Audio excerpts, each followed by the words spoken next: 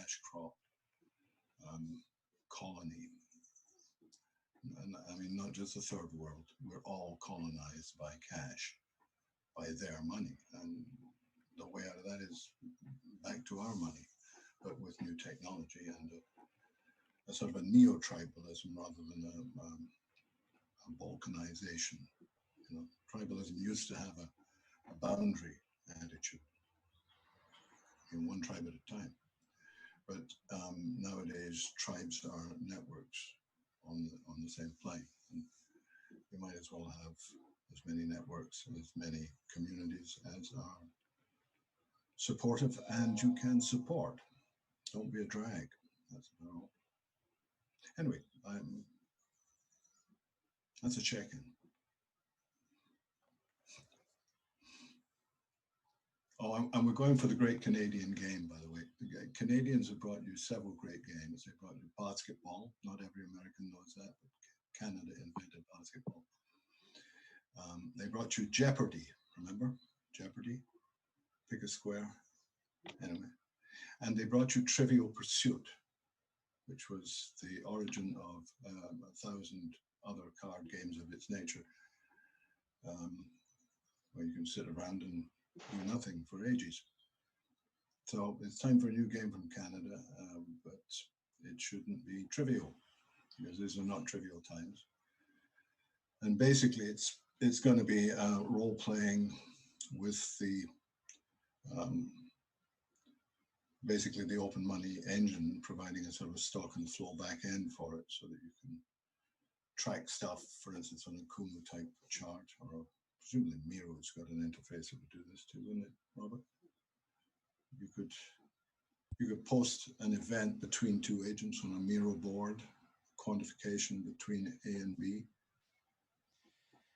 Anyway, that's the package, but we want to make it accessible as a role-playing game for people to hypothesize economic behaviors in the communities and consequences of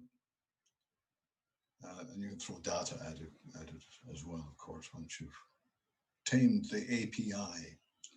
We need API tamers.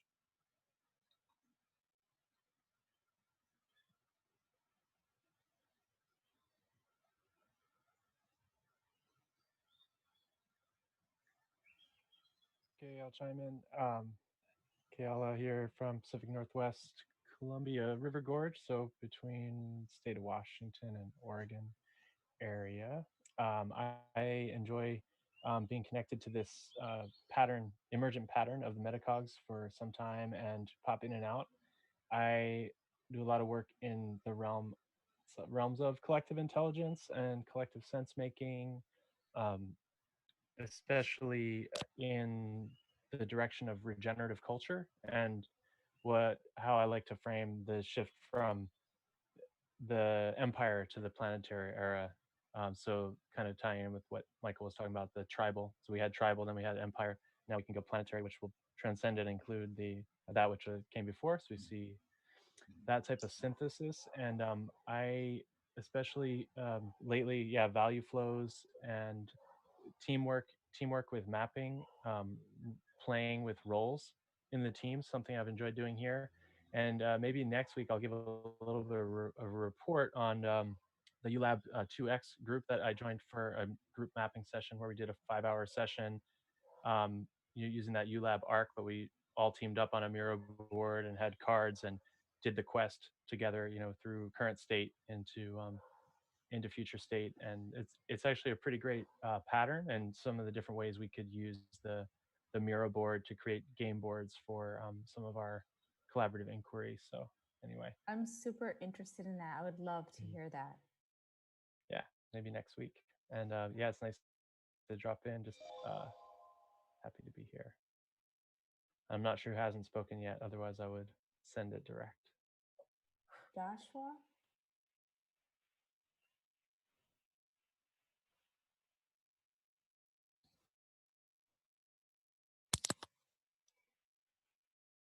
Yeah, well, if there's a lull in the conversation, I just switched over to the iPad so I could see everyone's faces because there's so many people. The Android phone wasn't working. So I just want to say hi to Micah because I talked to him on the Discord server. That was awesome. Thank you for that.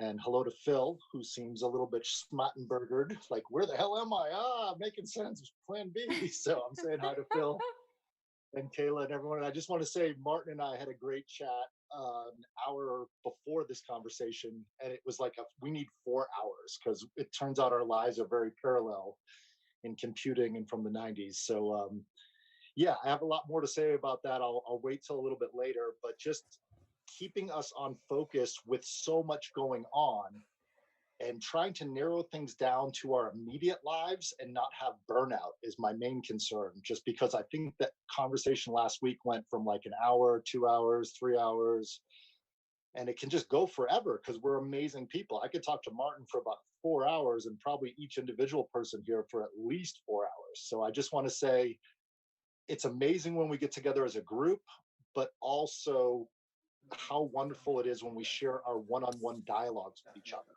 And so that's what I wanted to bring the group today, is to say that when we have time to have one-on-ones with each other, and if we can record it and post it up to the YouTube MetaCaugs channel, if we want to, if we feel it's an open conversation, that would help us all in our own time. There's no possible way we could all listen to 4 hours of each other's conversations, but we can share different parts of it if we want to. The YouTube makes it very easy to go 1 hour, 22 minutes, make that little link with the timestamp, and then share it to somebody so that we're not all repeating the same conversations with each other. Because that's what I think leads to burnout. And that's my main concern today, is we don't burn ourselves out with so much information and feeling like we're alone doing this. And we can help each other stand up each other's platforms. Like I just watched Eric Weinstein and Smattenberger go at it for 2.5, 3 hours. And if you guys haven't watched that, it's a very helpful thing. But I was watching the two of them burning out on their conversation. So let's all be gentle to each other's intellect and metacognition. And with that, I'm complete. Thank you, guys.